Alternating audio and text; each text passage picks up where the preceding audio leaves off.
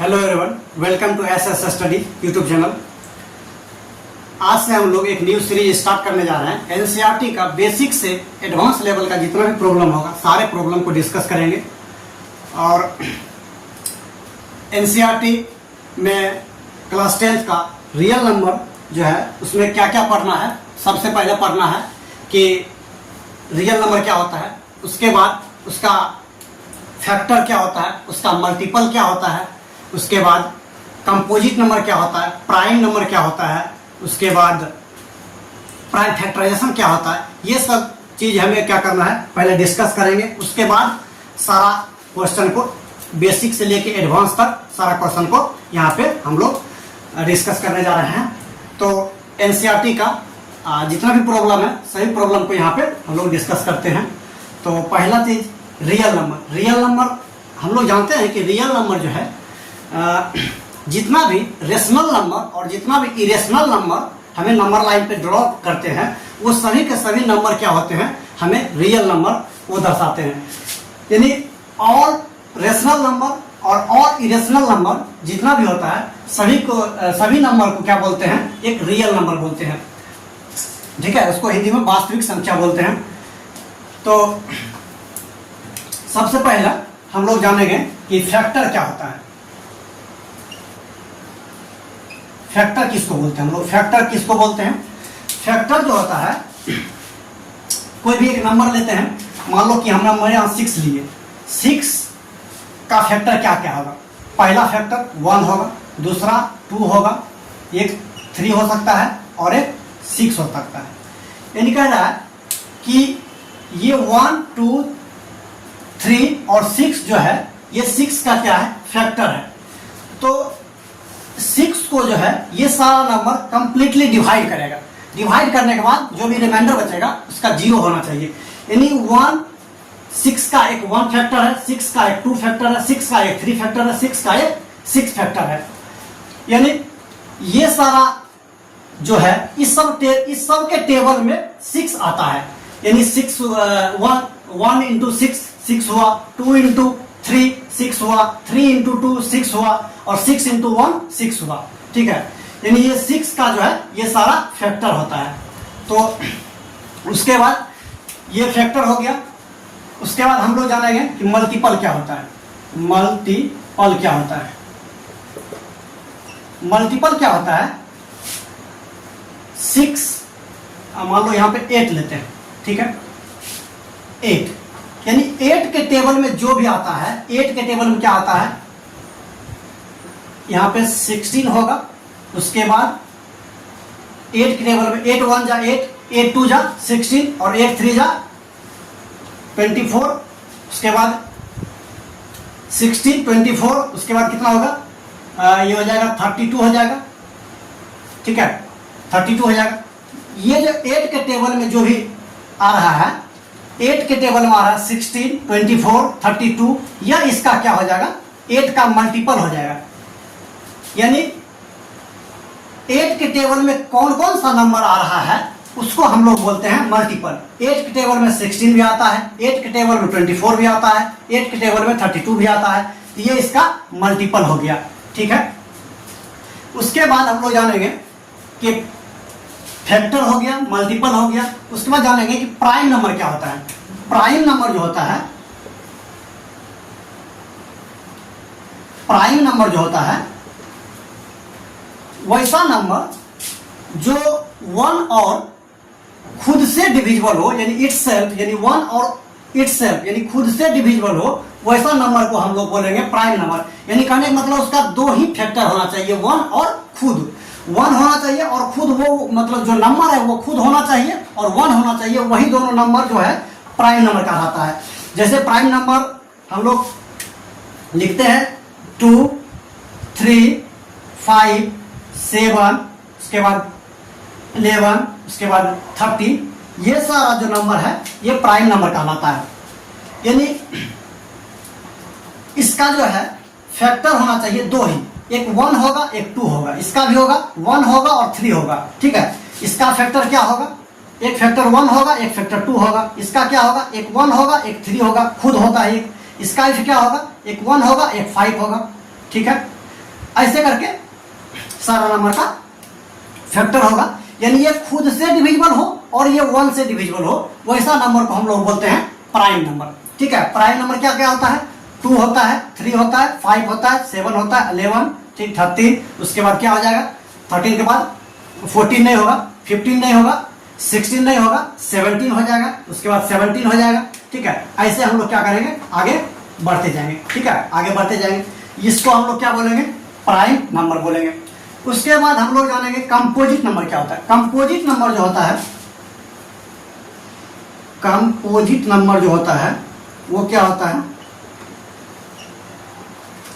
Composite number का कम से कम 2 से ज्यादा फैक्टर होना चाहिए। ठीक है, 2 से ज्यादा फैक्टर जब भी आएगा तो हम लोग कंपोजिट नंबर बोलेंगे।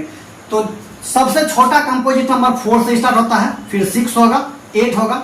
यानी 4 का जो है, ये 4 जो है, इसका कितना फैक्टर होगा? एक 1 होगा, ठीक है, एक इसका 2 होगा और इसका एक 4 खुद होगा। यानी इसका 2 से ज्यादा फैक्टर आ गया। 2 से ज्यादा फैक्टर अगर आता है तब हम लोग बोलते हैं कंपोजिट नंबर। इसका भी आएगा, 1 आएगा, उसके बाद 2 आएगा, इसका 3 भी आएगा और इसका खुद एक 6 आ जाएगा। यानी ये सारा जो है 2 से ज्यादा फैक्टर आ गया। जिस भी नंबर का 2 से ज्यादा फैक्टर होगा वैसा नंबर को हम लोग क्या बोलेंगे? कंपोजिट नंबर बोलेंगे। फिर 8 का भी सेम आ जाएगा। तो ये कंपोजिट, सबसे छोटा कंपोजिट नंबर जो होता है 4 होता है। सबसे छोटा कंपोजिट नंबर 4 होता है। उसके बाद सबसे छोटा प्राइम नंबर जो होता है 2 होता है। और ऐसा प्राइम नंबर जो सबसे छोटा हो और इवेन हो वो 2 ही होगा। और बाकी जितना भी प्राइम नंबर होगा सभी के सभी प्राइम नंबर क्या होता है? ऑड होता है। ठीक है, बस एक 2 एक लौता एक 2 नंबर है जो कि वो इवेन भी होता है और ये प्राइम भी होता है। तो सबसे छोटा प्राइम नंबर हो जाएगा 2 हो जाएगा और सबसे छोटा कंपोजिट नंबर 4 हो जाएगा यहाँ पे। ठीक है, इसके बाद आगे हम लोग प्राइम फैक्टराइजेशन देखेंगे। पहले इसको इरेज करते हैं। अब हम लोग प्राइम फैक्टराइजेशन देखेंगे। प्राइम फैक्टराइजेशन क्या होता है कि बचपन से हम लोग करते आ रहे हैं प्राइम फैक्टराइजेशन। प्राइम फैक्टराइजेशन, इसका मतलब हम लोग नहीं समझते थे। प्राइम फैक्टराइजेशन क्या होता है? जैसे यहाँ पे एक नंबर ले लिए 140, ठीक है, इसको हम लोग प्राइम फैक्टराइजेशन करते हैं।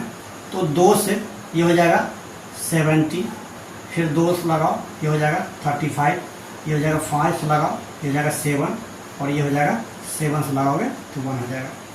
ये हम लोग बचपन से करते आ रहे हैं कि 140 है, 140 का प्राइम फैक्टराइजेशन करते हैं। तो ऐसे करके प्राइम फैक्टराइजेशन करते हैं। ठीक है, यदि 140 था तो ये हो जाएगा 7 2 जा और 0, 2 गुना 0 0 हो जाएगा। यानी 70 गुना 2 करने पर 140 आ रहा है। फिर 2 से लगाएंगे 35 हो गया, फिर 5 से लगाएंगे 7 हो गया, 7 5 35। ठीक है, उसके बाद फिर 7 1 जा 7 हो जाएगा, 1 हो जाएगा। ये जो 2 और 5 और 7 आ गया, ये सारा का सारा नंबर क्या होना चाहिए? पहला प्राइम नंबर होना चाहिए। और 140 का जो ये नंबर होगा ये होगा क्या? फैक्टर। तो यही 2 चीज हमेशा याद रखना है कि 140 का ये फैक्टर होना चाहिए। ठीक है, और ये जो नंबर है सारा का सारा नंबर क्या होना चाहिए? प्राइम नंबर होना चाहिए। ये अदरवाइज यहाँ पे 4 6 नहीं आ सकता है। ये जितना भी नंबर आएगा यहाँ पे, जितना भी इसका फैक्टर आएगा वो सारा का सारा क्या हो जाएगा? प्राइम होना चाहिए। यही 2 बात हमको ध्यान रखना पड़ेगा प्राइम फैक्टराइजेशन का कि यह इसका फैक्टर होगा। ठीक है, 2 2 5 7 1 इसका फैक्टर हो गया। और ये सारा का सारा नंबर जो है ये हम लोग का प्राइम नंबर होना चाहिए। ठीक है, इसी को हम लोग क्या बोलते हैं? प्राइम फैक्टराइजेशन बोलते हैं। ठीक है, तो हम लोग रियल नंबर में क्या जाने कि रियल नंबर क्या होता है? तो रियल नंबर क्या होता है कि वैसा नंबर जो रेशनल भी हो और इरेशनल भी हो, जिसको हम लोग नंबर लाइन पे ड्रॉ करते हैं। ठीक है, एक नंबर लाइन होता है, उस नंबर लाइन पे ड्रॉ करते हैं तो उसको हम लोग क्या बोलते हैं? एक रियल नंबर। ठीक है, उसको रियल नंबर बोलते हैं। उसके बाद हम लोग जाने हैं कि फैक्टर क्या होता है। उसके बाद जाने कि मल्टीपल क्या होता है।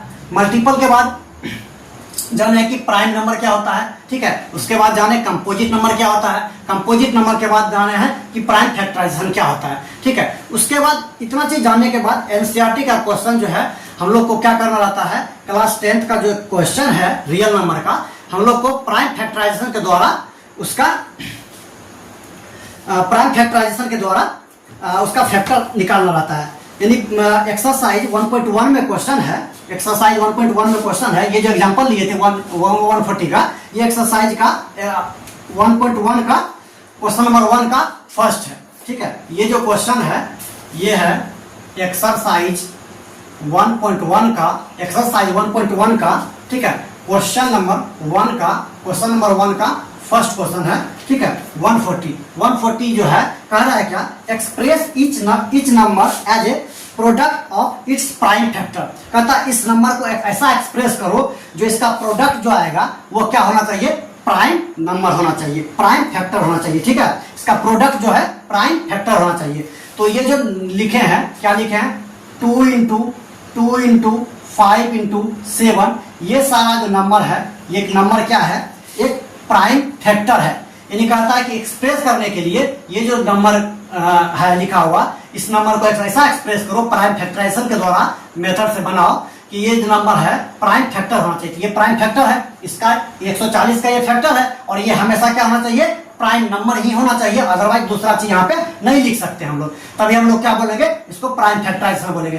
तो ये हम लोग का एक्सरसाइज 1.1 का, रियल नंबर का एक्सरसाइज 1.1 का एनसीईआरटी का बुक है, और क्वेश्चन नंबर 1 का फर्स्ट क्वेश्चन है, यही था कि 2 इंटू 5 इंटू 7, इसको ऐसे लिख सकते हैं 2 के पावर 2 इंटू 5 के पावर 1 इंटू 7 के पावर 1, ये हम लोग का क्या हो गया, आंसर हो गया। यानी ये जो है हमें जो बोल रहा था कि product of its prime factor, product of it, ये प्रोडक्ट है, ठीक है, ये इंटू में है, ये तो प्रोडक्ट हो गया, और किस में आ गया, तो प्राइम फैक्टर के प्रोडक्ट में आ गया, ठीक है, प्राइम फैक्टर के फॉर्म में आ गया। तो इसको हम लोग क्या बोलेंगे, प्राइम फैक्टराइजेशन मेथड से हम लोग का ये आंसर आ गया। दूसरा क्वेश्चन था कि यहाँ पे दूसरा है 156, इसको आप कह रहा है प्राइम फैक्टराइजेशन के द्वारा सॉल्व करो। तो इसको आप मिटा देते हैं पहले, ठीक है।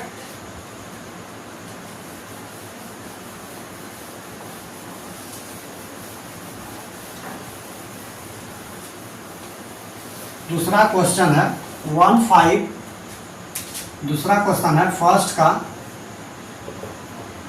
का दूसरा क्वेश्चन है 156, इसको क्या करना है, प्राइम फैक्टराइजेशन के द्वारा इसको एक्सप्रेस करना है, ठीक है।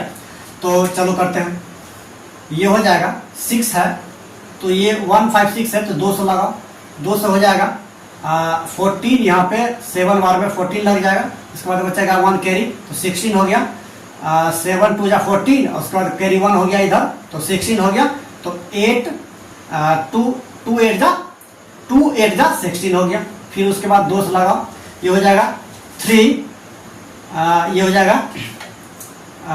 2 3 जा 6, उसके बाद बचा 1, और हो जाएगा 18 हो गया, यहाँ पर एक कैरी इसका बच गया 1, 18 हो गया, और 18 2 के टेबल में 18 कितने बार माता है, 9 बार माता है, ये 9 हो गया। उसके बाद क्या होगा, उसके बाद फिर ये 9 आ गया, उसके बाद फिर 3 से लगाओ, ये 1 बार में, और ये हो जाएगा 3 बार में, 13 आ गया। फिर उसके बाद 13 क्या है, एक प्राइम नंबर है, इसलिए इसका आगे फैक्टर नहीं होगा, इसका हो जाएगा 1, ठीक है, 13 1 जा 13। तो ये जो नंबर आया 2 इंटू 3 इंटू 13, ये हम लोग का क्या आ गया, प्राइम फैक्टर आ गया, ठीक है। इसको ऐसे लिख दो, 2 के पावर 2 इंटू 3 इंटू 13, ये हम लोग का आंसर आ गया, ठीक है। इतना ही रखते हैं इस वीडियो में, आगे का क्वेश्चन अगला वीडियो में डिस्कस करेंगे। Thank you.